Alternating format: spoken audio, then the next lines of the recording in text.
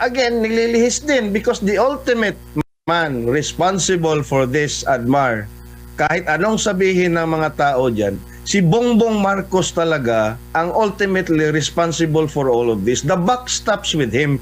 Sir EB, nabanggit nyo nga maraming mga involved. At nakikita nyo rin po ba na ang dahilan kung bakit natatagalan ito is sa dami ng involved at itong mga involved na ito ba ay mga high personality.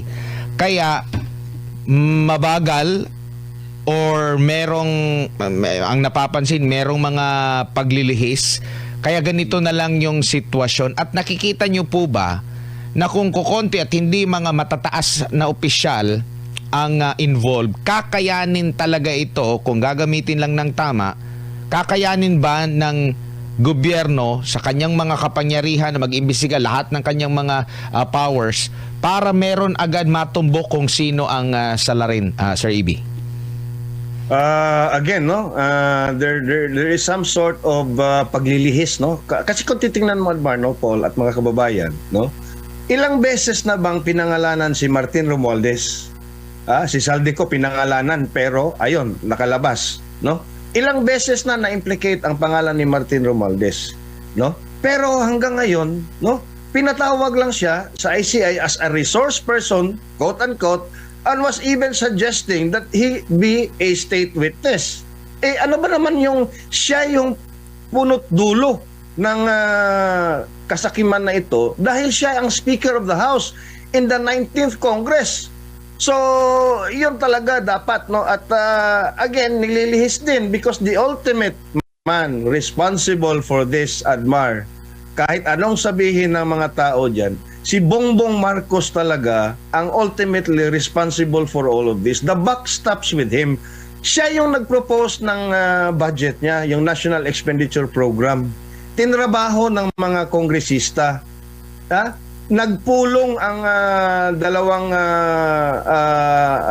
chambers, no, sa Bicameral Conference Committee. And then, ang hindi napapansin at ito'y dapat ipatawag din sa ICI.